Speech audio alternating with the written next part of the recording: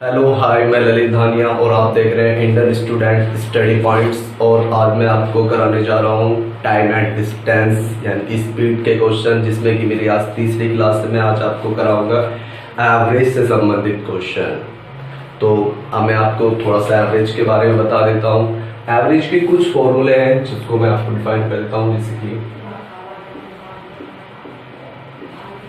2x by x upon में x plus Y. ये formula कब लगाना है आपको? ये फॉर्मूला आपको तब लगाना है जब आपको, जैसे कि कोई व्यक्ति A है, वो 50 किलोमीटर प्रति घंटे की रफ्तार से कहीं जाता है और उसी दूरी से कहीं से किसी और स्पीड से 40 की स्पीड से आ सकता है, किसी भी अदर स्पीड से आता हो।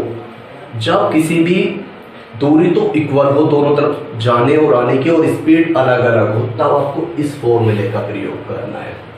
एक फॉर्मूला है एक्स वाई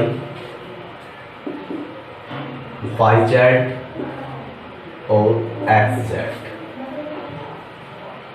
ये फॉर्मूला तब लगाना है आपको जैसे कि कोई व्यक्ति ए स्थान से बी स्थान पर जाता है, बी स्थान से सी स्थान पर जाता है, और सी से, यानी कि कोई भी व्यक्ति 3 जगह जाता हो और उसकी स्पीड अलग अलग हो, तब आपको इस फॉर्मूले का यूज करना है। इसके बाद एक फॉर्मूला और है, जैसे कि आपको पता है फॉर्मूला होता है दूरी, ये कुल दूरी भी कह सकते हैं हम, और कुल समय। ये फॉर्मूला होता है distance, total distance upon total times, यानी कि T1 और T2 भी बोल सकते हैं। ये अगर आपको फॉर्मूले याद है, 3 फॉर्मूले का यूज होता है किसी भी एवरेज निकालने में जब हम स्पीड का क्वेश्चन करते हैं। मैं आपको तीनों फॉर्मूले के क्वेश्चन कराऊंगा। तो फर्स्ट क्वेश्चन है, फर्स्ट फॉर्मूले से संबंधित क्वेश्चन मैं आपको दिखा देता हूं। जैसे फर्स्ट क्वेश्चन है, आपको दिख रहा है एक कार स्थान ए से चलकर 120 किलोमीटर की दूरी पर स्थित स्थान बी को 60 किलोमीटर प्रति घंटे की रफ्तार से समान चाल से जाती है। स्थान तो एक ही है, यानी कि 120 किलोमीटर जा रही है वो, लेकिन जाने की जो स्पीड है वो है 60 किलोमीटर प्रति घंटा, और लौटने की जो स्पीड है वो उसकी 40 किलोमीटर प्रति घंटा है। यानी कि आपको पता है कि जाना 120 किलोमीटर है और आना भी 120 किलोमीटर है, यानी कि दूरी इक्वल है, बस स्पीड कैसी है, अलग अलग है। जब आपको पता है स्पीड अलग अलग होगी, तब आप इस फॉर्मूले का यूज करेंगे। जैसे मैं करके दिखाता हूं आपको, 2 × 40 × 60 अपॉन में 40 और 60 100। क्वेश्चन सॉल्व हो गया। 48 किलोमीटर प्रति घंटा स्पीड आ गई, ये इसका एवरेज आ गया, यानी कि टी को आंसर इसका सही है। नेक्स्ट क्वेश्चन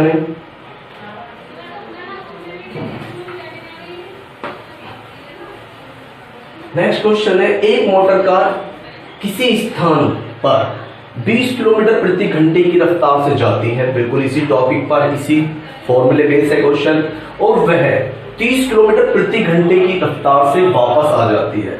पूरी यात्रा में कार की औसत चाल बतानी है आपको। आपको पता है, जैसा कि इस क्वेश्चन में आपको दिख रहा है, वो 20 किलोमीटर प्रति घंटे की रफ्तार से जा रहा है और 30 किलोमीटर घंटे की रफ्तार से वापस आ रहा है। तो क्या है, आपको पता है जाने और आने की जो दूरी है वो इक्वल रही होगी, यानी कि बराबर रही होगी। तो जब बराबर दूरी होती है तो हम यही फॉर्मूला पुटअप करते हैं, तो 2 × 20 × 30 अपॉन में दोनों का टोटल, यानी कि 50। 24 किलोमीटर पर आवर एवरेज आ गया। नेक्स्ट क्वेश्चन, 6 किलोमीटर की 4 क्रमागत दूरियां, यानी कि आपको पता है 4 स्पीड दी हुई है क्वेश्चन के अंदर, 25 किलोमीटर, 50 किलोमीटर, 75 किलोमीटर और 150 किलोमीटर। चारों स्पीड से वो 6 किलोमीटर दूरी कवर करता है। आपको पता है मैंने ये फॉर्मूला लिखवाया था, जितनी भी दूरी होगी अपॉन टाइम्स, यानी कि समय। तो आपको समय पता नहीं है, समय कैसे लिख लेगा आप, या तो इनसे से डिवाइड करेंगे, यानी कि 6 से 25 को डिवाइड करें तब समय आ सकता है। तो लेकिन इस कंडीशन में क्या है, एक फॉर्मूला होता है, तो इसको हम W भी बोल सकते हैं, वे एक्स यानी कि डी और स्पीड, जिससे कि टाइम फाइंड हो जाए। 1 2 कुछ भी हम इसे जितने भी हमारे पास दिए हुए ये फॉर्मूला भी होता है। अब आपको पता है टोटल जो वे है वो 6 किलोमीटर प्रति घंटे की रफ्तार से जा रहा है और वो 4 टाइम्स जा रहा है। अपॉन में 6/25, 6/50, 6/75, 6/150। अब आपको इसका एलसीएम लेना पड़ेगा। एलसीएम आ गया 150, इससे इसे डिवाइड करते तो 36, इससे इसे डिवाइड करेंगे तो 3, यानी कि 3 की मल्टीप्लाई करेंगे 6 में 18 तो 12 और 1 यानी कि 6 और ऊपर आ गया 24। अब आपको 30 और 42,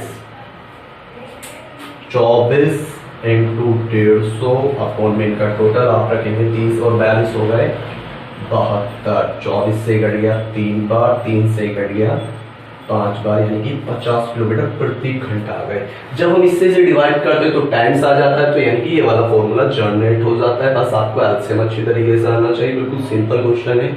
नेक्स्ट क्वेश्चन और भी आएंगे इस टाइप के भी।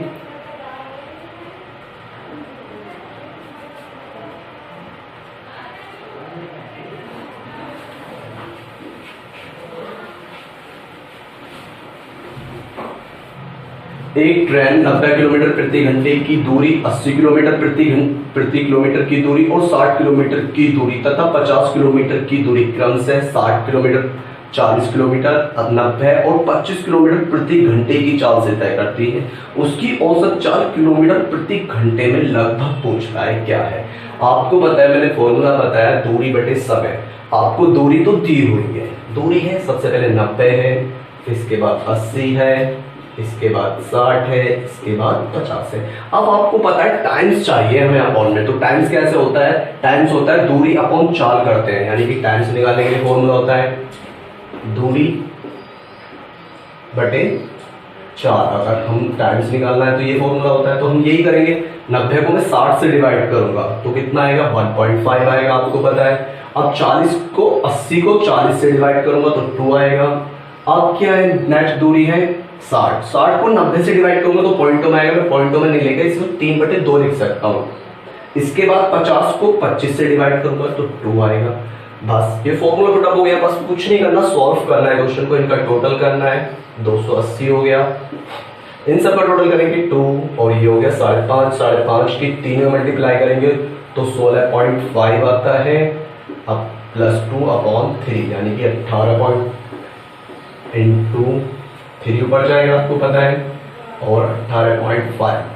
जब हम इसको सॉल्व करेंगे काटने के उपरांत वो आएगा 4.4। नेक्स्ट क्वेश्चन, यानी कि ए ऑप्शन सही है। एक वर्गाकार मैदान के बाउंड्री पर एक बस की चाल उसकी प्रत्येक भुजा पर क्रम से 20, 40, 60, 90 किलोमीटर प्रति घंटा है। अब इस कंडीशन में क्या करना है आपको? उसकी औसत चाल बतानी है। आपको पता है किसी भी ग्राउंड की 4 भुजा होती है तो 4 ही दूरी दी हुई है, तो हमें सिंपल क्या करना है, दूरी हमें पता नहीं है तो हम दूरी 1 मान सकते हैं, यानी कि 4 टाइम्स हो गए। अब पहले तो 1 दूरी थी तो 4 20 की स्पीड से गई है वहां पर, फिर दूसरी भी 1 है वहां पर 40 की स्पीड से, फिर 1 60 की स्पीड से, 1 90 की स्पीड से। ये है क्वेश्चन। आपको पता है एलसीएम लेंगे 360 आ गया, इससे से डिवाइड करेंगे 18 आ गया, इससे से डिवाइड करेंगे 9, इससे से डिवाइड करेंगे 6, इससे से डिवाइड करेंगे 4 आ गया। बस कुछ नहीं, कैलकुलेशन करनी है, बाकी क्वेश्चन खत्म हो जाएगा। 10 और 27 37।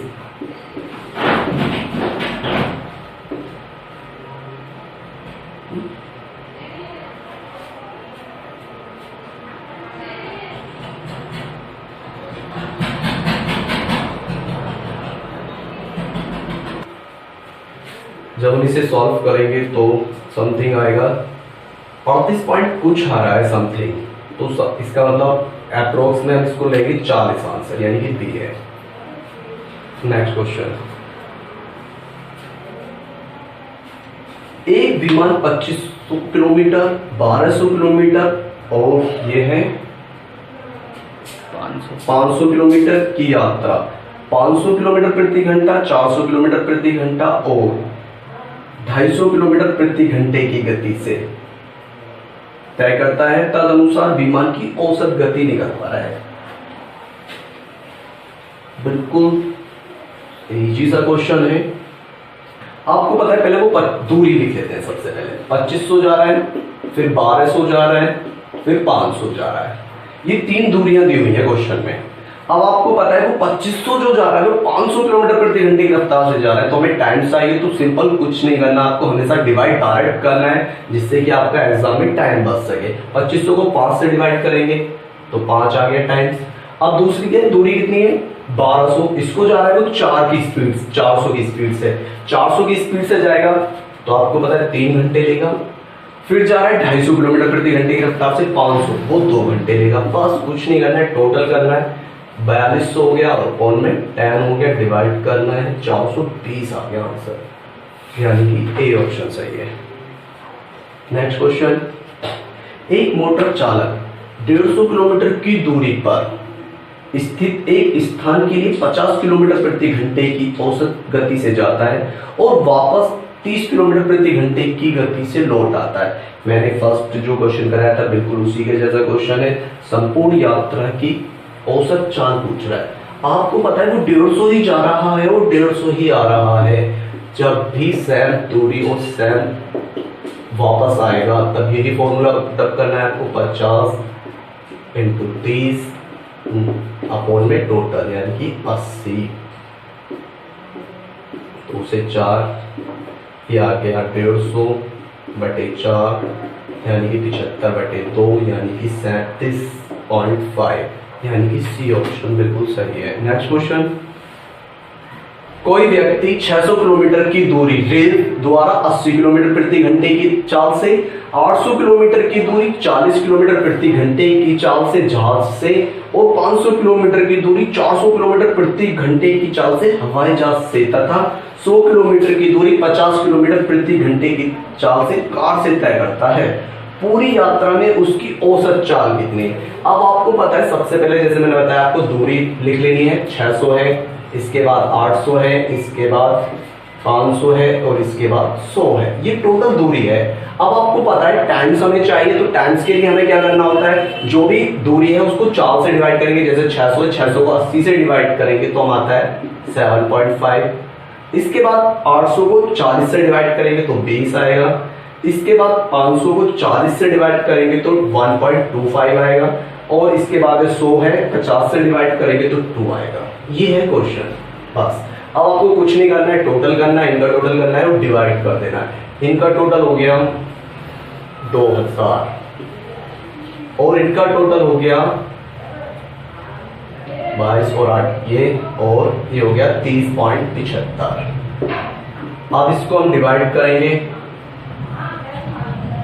जैसे 25 से 4 बार, 25 से इसे काटा हमने 123 बार, ये हो गया 8000 अपॉन 23। अब आपको पता है अपॉन में 123 आ रहा है, तो या तो ए आंसर हो सकता है या सी आंसर हो सकता है। बस अप्रोक्स में आप लिख सकते हैं। मेरे अकॉर्डिंग इसका आंसर ए सही है। नेक्स्ट क्वेश्चन,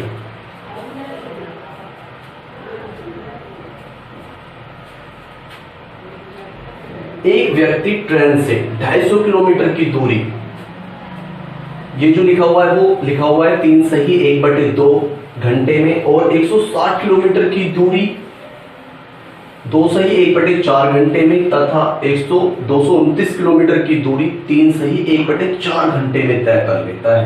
पूरी दूरी की औसत चाल बतानी है, कुछ नहीं करना है। आपको पता है सबसे पहले टोटल दूरी लिखेंगे। टोटल दूरी वो 250 है, 160 है और 229 है और टाइम्स दिया हुआ है। आपको पता है 1/2 का मतलब होता है 0.5, यानी कि 3.5। इसके बाद अगला है 2 से 1/4, 1/4 का मतलब होता है 0.25, तो हम इसको लिखेंगे 2/2.25। इसके बाद है 3.25, बस टोटल करना है 410 और 200 600 हो गया 0.5, ये हो गया 3 और 3 6 और 8 और 1 ये हो गया 9 से इसे डिवाइड कर देंगे, क्वेश्चन खत्म हो गया। 71 आंसर आ गया, डी ऑप्शन सही है। नेक्स्ट क्वेश्चन है, एक मोटर कार एक निश्चित दूरी की यात्रा 60 किलोमीटर प्रति घंटे की गति से तय करती है और वापस 40 किलोमीटर प्रति घंटे से आती है और उसकी निश्चित दूरी की कुछ नहीं करना है, वापसी आती है और औसत चाल निकालनी। बिल्कुल फर्स्ट क्वेश्चन के जैसा है, आपको पता है दूरी दी नहीं है, बस दोनों तरफ की चाल दी हुई है। जब दूरी नहीं है तो वो सेम ही दूरी से वापस आएगी, सिंपल वही फॉर्मूला लगाएंगे हम 2 × 60 × 40 और अपॉन में दोनों का टोटल आएगा 100 और जब मैं इसे इन दोनों को डिवाइड करूंगा तो ये आ गया 48 आ गया, यानी कि डी क्वेश्चन सही है। हमारे चैनल को लाइक करें, शेयर करें, कमेंट्स करें। अगर वीडियो में कोई भी कमी आए तो प्लीज़ कमेंट करना ना भूलें।